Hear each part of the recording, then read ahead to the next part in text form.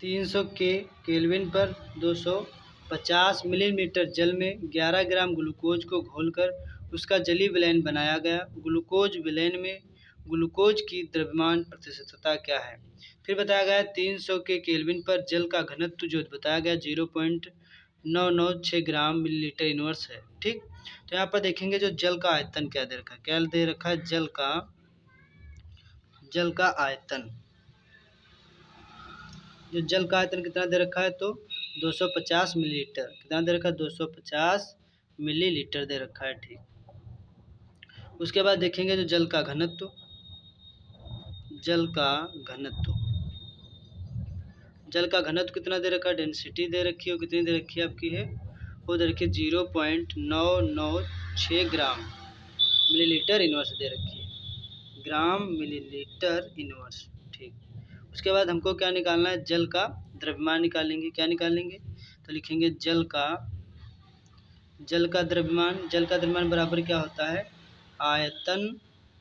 आयतन इंटू घनत्व।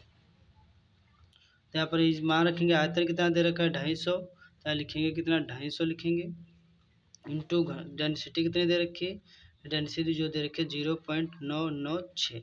ठीक, अब इसको हम क्या कर लेंगे, इसको सॉल्व कर लेंगे तो आपका आ जाएगा कितना, 249 आ जाएगा। ठीक, उसके बाद हम क्या, उसके बाद दे रखा सवाल में है कि 11 ग्राम ग्लूकोज, क्या दे रखा है, 11 ग्राम ग्लूकोज, तो हमको जो दे रखा है ग्लूकोज, क्या कह लीजिए ग्लूकोज, जो ग्लूकोज दे रखा है वो क्या है, उसी को हम बोलेंगे विलेय का द्रव्यमान। क्या बोलेंगे, उसी को बोलेंगे विलेय का द्रव्यमान।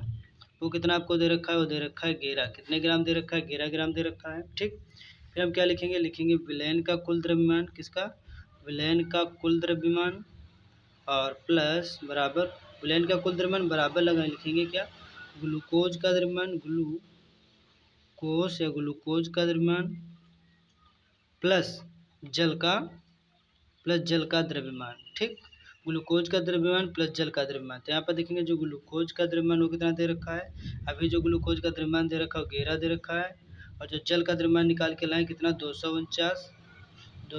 अब देखो 249 में 11 को क्या कर लेंगे, ऐड कर लेंगे, तो यहाँ पास आ जाएगा कितना, 260 आ जाएगा। 9 1 10 का 0 चला, 1 4 1 5 5 और 1 6, 2 का 2 ही रहेगा। ठीक, इसी तरीके से अब हम क्या लिखेंगे, अब निकालेंगे द्रव्यमान प्रतिशतता। ठीक, अब निकालेंगे द्रव्यमान प्रतिशतता, द्रव्यमान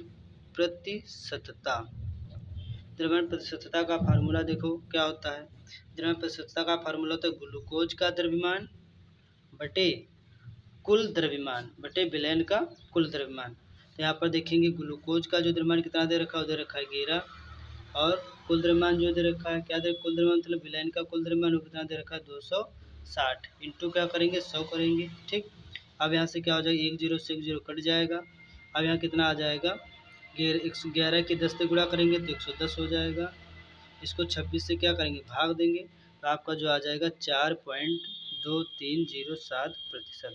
यहाँ देखोगे तो क्लियर जो आपको दिखेगा राइट आंसर 4.23%, लगभग में दिखेगा, लगभग। ठीक, तो यहाँ पर इसको देखेंगे जल का जो द्रव्यमान है इसको भी काट करके देख लें किस तरीके से 249 आएगा। तो यहाँ पर साइड में देखेंगे तो आपको यहाँ लिखेंगे कितना, 250 जो दे रखा है आयतन, और घनत्व जो दे रखा था 0.996। अब देखो 249 कैसे आएगा, तो यहाँ से पॉइंट हटेगा तो 3 0 बढ़ेंगे, तो 1 0 से 1 0 कट जाएगा, 25 से कम 25, 25 चक्कू 100, 4 1 कम 4, 4 दूना 8, कितना बचा, एक बचा, 18 19 हो गया। फिर कितने बार लगाएंगे, फिर आपका चला जाएगा कितने बार में, 4 बार में, 4 चक्कू 16 का, 4 चक्कू 16, 17 18 19 3 बचेंगे, और 4 9 या 36, तो आपको कितना आ जाएगा, 249 आ जाएगा। तो ये जो न्यूमेरिकल है आपके समझ में आया होगा। फिर मिलता हूँ नेक्स्ट वीडियो में, तब तक के लिए आप सभी का धन्यवाद।